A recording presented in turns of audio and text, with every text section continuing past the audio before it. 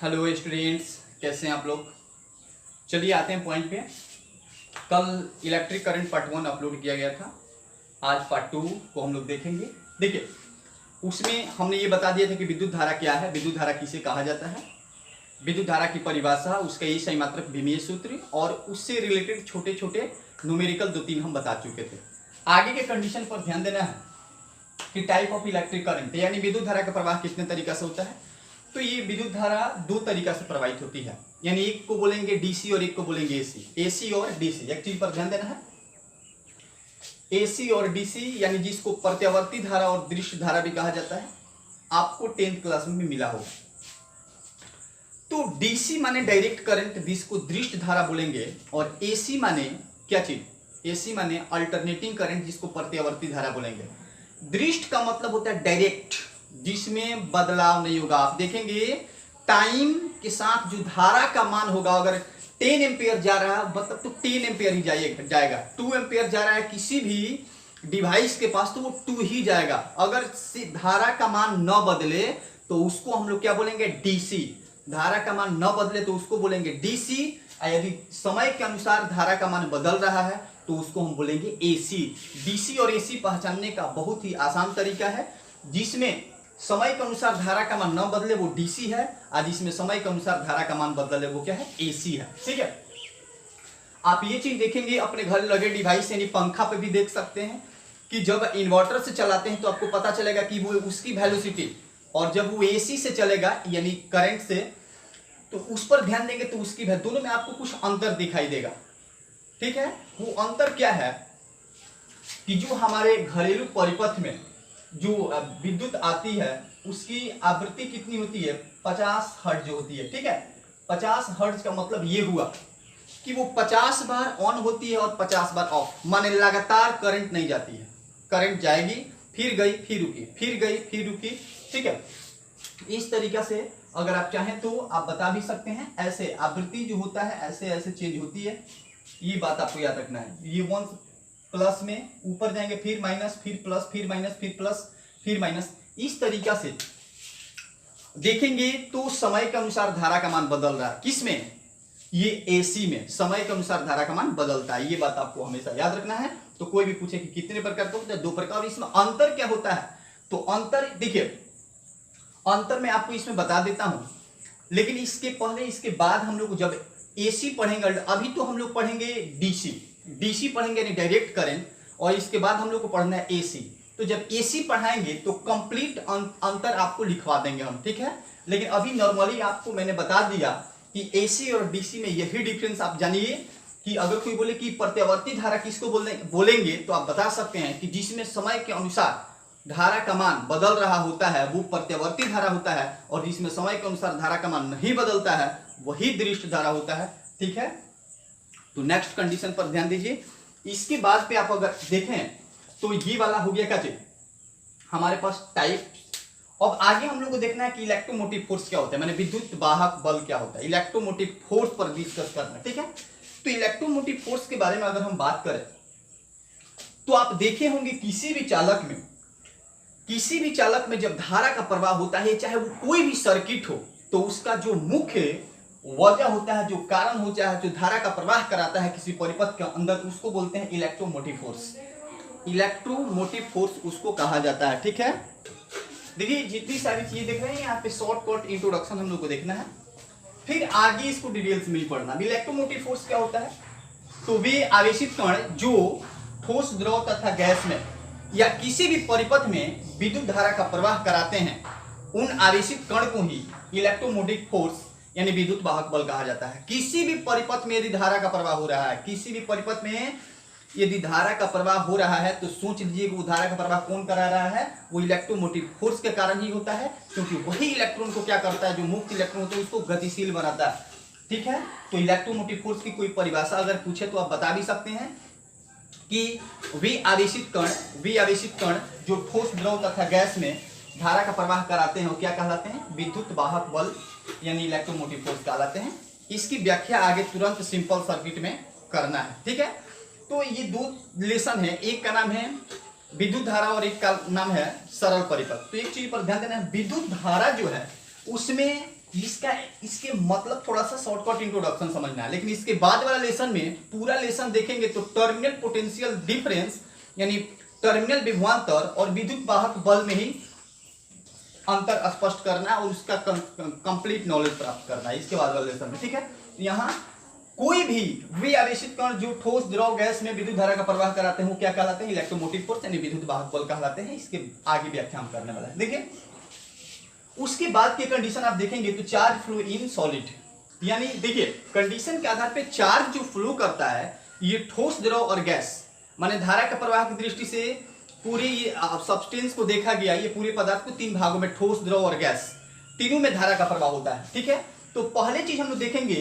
कि धारा के प्रवाह की दृष्टि से सॉलिड को क्या किया गया। तो धारा के प्रवाह की दृष्टि से सॉलिड को तीन भागों में बांटा गया है। सॉलिड को तीन भागों में बांटा गया है।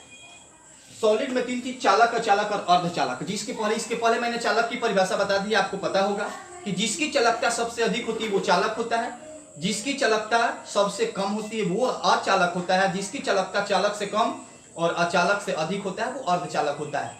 ये वाला परिभाषा इसके पहले भी मैंने आपको बताया था। अब क्या कि चालकता क्या होता है मैंने इसके बारे में बताया था। चालकता को C से रिप्रेजेंट करते हैं 1/R, यानी इसको हम आगे कंप्लीट डिफाइन करेंगे। ये प्रतिरोध आप लोग 10th क्लास में पढ़े होंगे। प्रतिरोध के व्युत्क्रम को क्या कहा जाता है? चालकता कहा जाता है। मैंने एक चीज आपके पहले भी क्लास में भी बताया था जब हम इलेक्ट्रोस्टैटिक्स पढ़ा रहे थे। तो ये वाला कंडीशन पर ध्यान देना है कि प्रतिरोध के व्युत्क्रम को यानी प्रतिरोध ज्यादा है तो उसकी चालकता क्या है? कम है।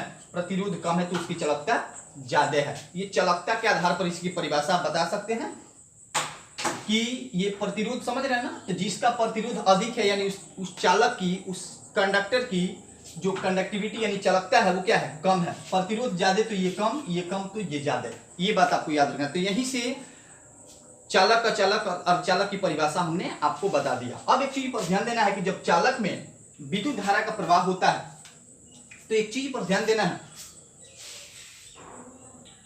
ठीक है, तो अब थोड़ा सा हम देखेंगे कि सॉलिड जो चालक होता है उसमें धारा का प्रवाह कैसे होता है। तो एक छोटा सा मैं डायग्राम बना रहा हूं, आप इसको ठीक से देखिएगा। ये वाला हमारा एक क्या है? एक सर्किट। आप इस सर्किट को थोड़ा ठीक से देखेंगे, ठीक है। और इस सर्किट के माध्यम से मैंने एक यहाँ पे मान लीजिए कि बॉल लगा दिया है, ठीक है। अब क्या है, इसमें तीन बात हम लोग को समझना है। तीन बात कौन कौन सा समझना है? सबसे पहला चीज कि मैंने अगर यहां पर एक सेल लगा दिया, बड़ा वाला प्लस छोटा वाला माइनस, तो इसमें इलेक्ट्रॉन प्रोटॉन यानी सबसे पहली का चीज कि सॉलिड में यानी चालक में विद्युत वाहक कौन कौन से होते हैं? तो इलेक्ट्रॉन और प्रोटॉन होता है। आप याद रखिएगा कि इसमें विद्युत वाहक यानी जो आवेश को दौड़ाते हैं, आवेश को जिसके कारण धारा का प्रवाह होता है वो कौन कौन सा होता है? इलेक्ट्रॉन और प्रोटॉन, ठीक है। अब इसमें देखना है कि विद्युत धारा की दिशा किसको बोलेंगे, विद्युत धारा की दिशा किसको बोलेंगे और कौन किस प्रकार किसी परिपथ में चलता है यानी मूव करता है। तो देखिए अगर इलेक्ट्रॉन की बात हम करें तो इलेक्ट्रॉन आप ठीक से देखेंगे तो इलेक्ट्रॉन चलेगा ऐसे। किसी भी परिपथ में इलेक्ट्रॉन की डायरेक्शन पे आप बात करेंगे तो इलेक्ट्रॉन कुछ चलेगा इस प्रकार। मैंने टोटल चीज थोड़ा सा समझ रहे हैं बात। इलेक्ट्रॉन किसी भी परिपथ में अगर ऐसे चल रहा है, ठीक है, तो प्रोटॉन कैसे चलेगा? ऐसे चलेगा। ऐसे ये चीज माना जाता है कि प्रोटॉन किसी परिपथ में चलता नहीं है, ठीक है। लेकिन इस कंसेप्ट को समझने के लिए ये थोड़ा मानना क्या है, जरूरी है कि ये चीज हम मान के चलेंगे कि ये भी क्या होता है? चलता है। ध्यान से समझिए इस चीज को। तो इसमें कोई डिवाइस लगा हुआ है। अब एक चीज पर ध्यान देना है कि इलेक्ट्रॉन और प्रोटॉन की डायरेक्शन आप, ये अगर इलेक्ट्रॉन चल रहा है एंटी क्लॉकवाइज तो प्रोटॉन चलेगा क्लॉकवाइज, और प्रोटॉन की डायरेक्शन जो होता है वही इलेक्ट्रिक करंट का डायरेक्शन होता है। यानी विद्युत धारा की दिशा कोई पूछे तो इलेक्ट्रॉन के गति के विपरीत होता है। विद्युत धारा की दिशा किधर होती है? इलेक्ट्रॉन के गति के क्या होता है? विपरीत होता है। यानी प्रोटॉन की दिशा को ही हम लोग क्या बोलेंगे, विद्युत धारा की दिशा बता सकते हैं। तो ये चीज आप याद रखिएगा। मे भी कोई पूछे कि विद्युत धारा की दिशा कैसे ज्ञात करते हैं, तो प्रोटॉन की दिशा को ही विद्युत धारा की दिशा कहा जाता है। बाद की कंडीशन पर यदि ध्यान देंगे तो ये भी बता सकते हैं कि विद्युत धारा की दिशा हमेशा इलेक्ट्रॉन के गति के विपरीत होता है। विद्युत धारा की दिशा क्या होता है, हमेशा इलेक्ट्रॉन के गति के विपरीत होता है। ये बात पर ध्यान देना है। तो ये वाला क्या था हमारा सॉलिड के लिए। इसमें चार्ज कैरियर यानी विद्युत वाहक कौन कौन से होते हैं, इलेक्ट्रॉन और प्रोटॉन। इलेक्ट्रॉन कैसे चलता है और प्रोटॉन कैसे चलता है, आप इस डायग्राम के माध्यम से तो समझ ही गए होंगे। नेक्स्ट चीज पर हम लोग को ध्यान देना है, नेक्स्ट पर ध्यान देना है, इसके बाद फिर ध्यान देना है। चलिए यही वाला बात हो गया। तो यहां से दो बातें आपसे पूछी जाएगी कि विद्युत धारा की दिशा बताइए। तो विद्युत धारा की दिशा हमेशा इलेक्ट्रॉन की गति के क्या होता है, विपरीत होता है। ये बात सब लोगों को पता है। और यदि नहीं तो इसको ऐसे भी बता सकते हैं कि प्रोटॉन की दिशा को विद्युत धारा की दिशा कहा जाता है।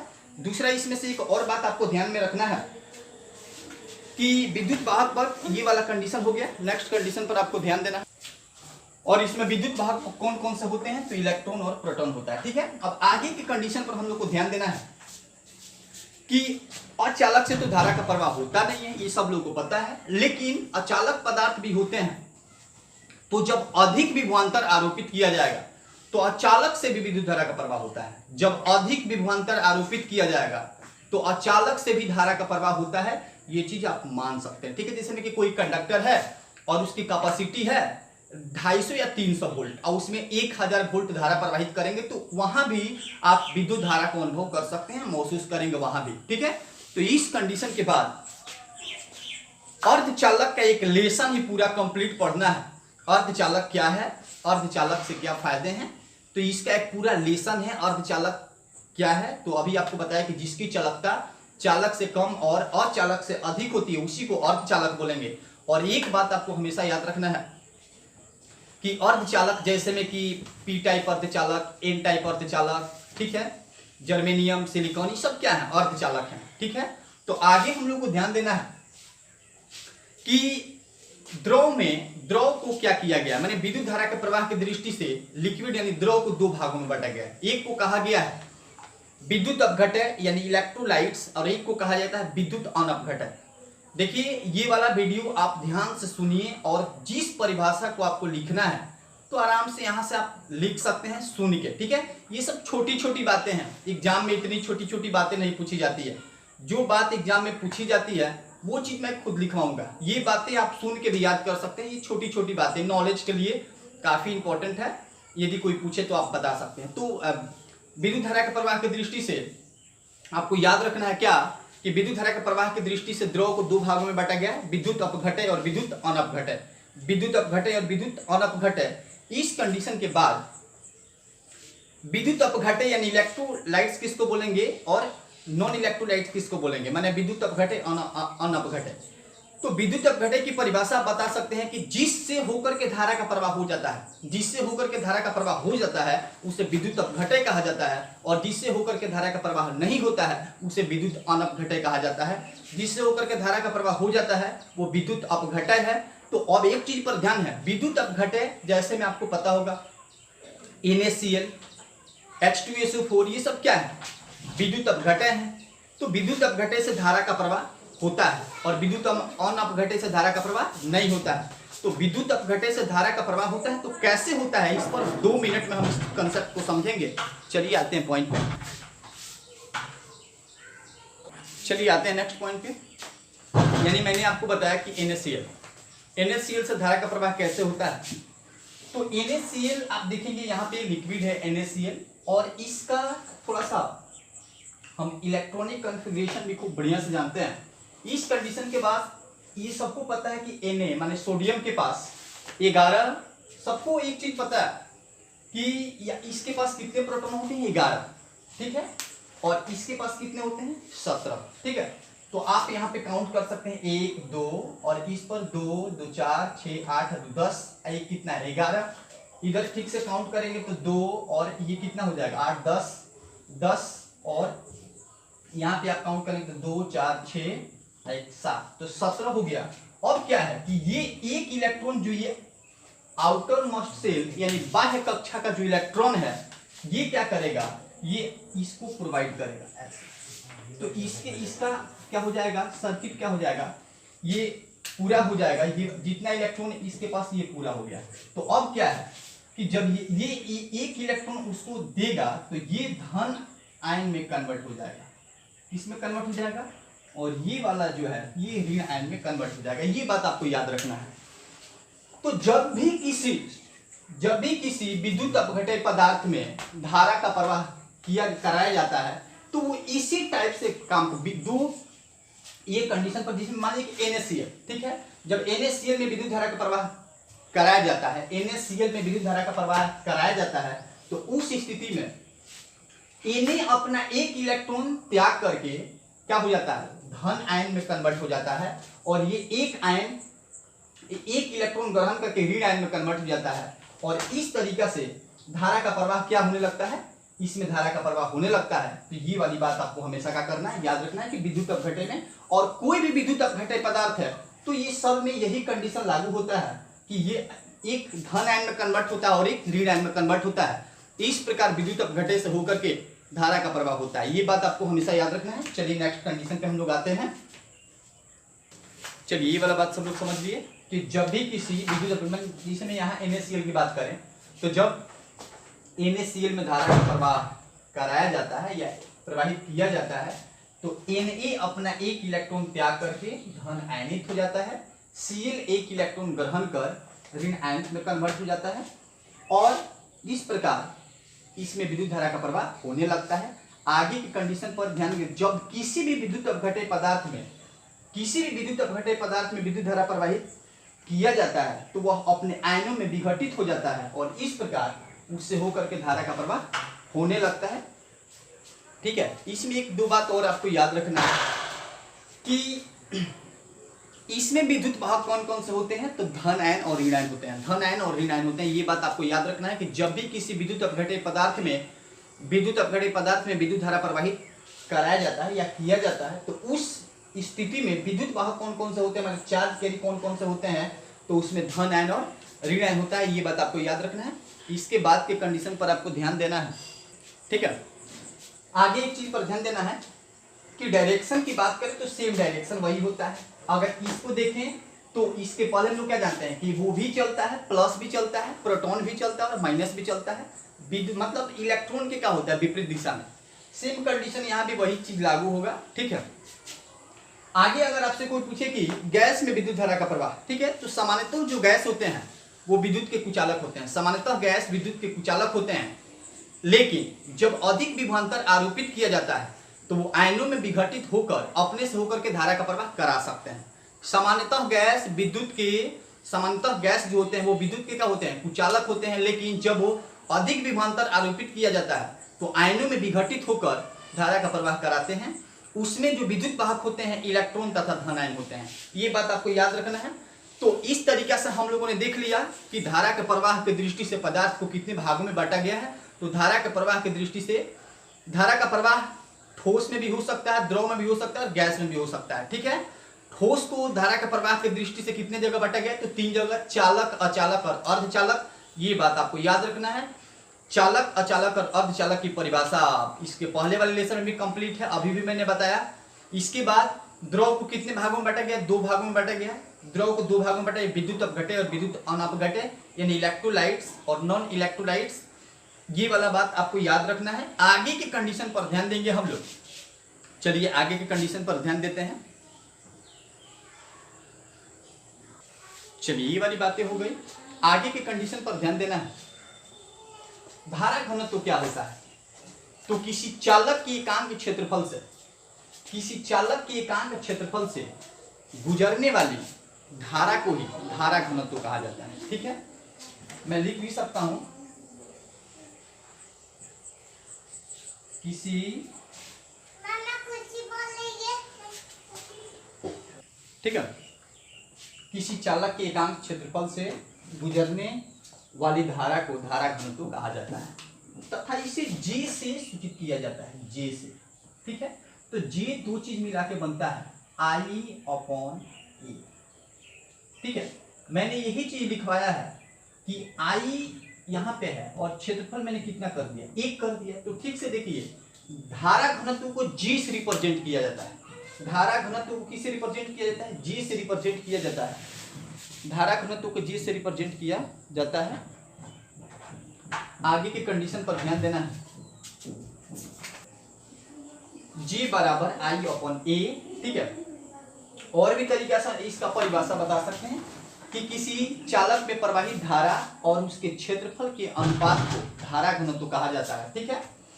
अगर क्षेत्रफल एकांक होगा तो किसी चालक में प्रवाहित धारा घनत्व दोनों क्या होते हैं? बराबर होते हैं। ये बात आपको हमेशा याद रखना है। यानी कहने का मतलब कि धारा घनत्व बनाने का मतलब ये है उसके डेंसिटी को मेजर करने के लिए कि धारा जो किसी चालक में प्रवाहित हो रहा है वो स्ट्रांग है या वीक है, यही चीज बताता है। उसके बाद के कंडीशन पर ध्यान देना है कि धारा घनत्व का SI मात्रक क्या होगा। तो आप SI मात्रक पर ध्यान देंगे तो इसका क्या होता है? एम्पियर होता है। और नीचे इसका क्या होता है? एम्पियर के बाद इसका होता है मीटर स्क्वायर। आप सब लोग को पता है। अब इसको थोड़ा हल करेंगे तो एम्पियर पर मीटर स्क्वायर। अगर कोई पूछे कि धारा घनत्व का SI मात्रक क्या होता है तो एम्पियर पर मीटर स्क्वायर होता है। अगर कोई पूछे कि इसका थोड़ा सा विमीय सूत्र बता दीजिए तो सबको पता है कि इसका क्या होता है? इसका होता है कितना? इसका विमीय सूत्र I भी होता है और A भी होता है, ठीक है। तो मैं A ही लिख लेता हूं। चलिए, इसका मैंने A लिख लिया और इसका मैंने क्या लिख लिया? L स्क्वायर लिख लिया। तो अगर कोई पूछे कि क्या होता है तो एक बात आप याद रखेंगे कि ये होता है L की पावर -2। तो ये होता है धारा घनत्व का डायमेंशन। उसके बाद ये कौन सी राशि है? तो धारा घनत्व एक सदिश राशि है। धारा घनत्व कौन सी राशि है? एक सदिश राशि है। ये बात आपको याद रखना है। धारा घनत्व एक सदिश राशि है। अब एक चीज पर ध्यान देना है कि धारा घनत्व अगर यहां से करंट पता करना हो तो करंट का फॉर्मूला कुछ इस तरीके से हम पता कर सकते हैं। करंट का फॉर्मूला कैसे पता करेंगे? करंट का फॉर्मूला हम पता कर सकते हैं कि I बराबर क्या हो जाएगा? J इंटू में क्या हो जाएगा? E हो जाएगा। अब यहां से देखें तो J भी क्या है? J जो है ये भी वेक्टर क्वांटिटी है और A भी क्या है? A भी क्या है? वेक्टर।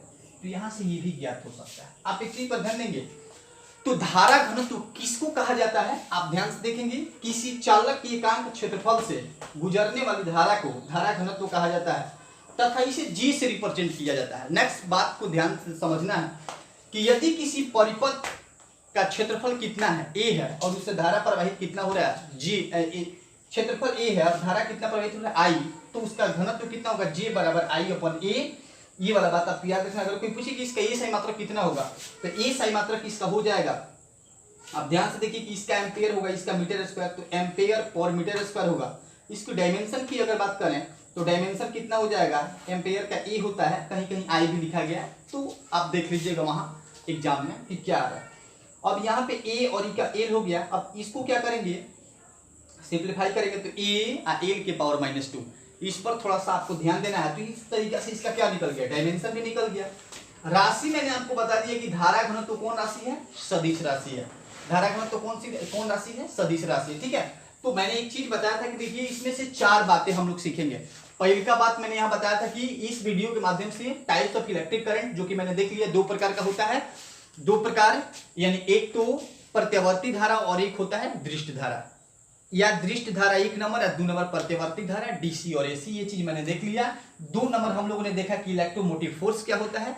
इलेक्ट्रोमोटिव फोर्स की व्याख्या हम आगे करने वाले हैं। इलेक्ट्रोमोटिव फोर्स को E से रिप्रेजेंट किया जाता है और ये 2 चीज मिला के बनता है वर्क अपॉन चार्ज।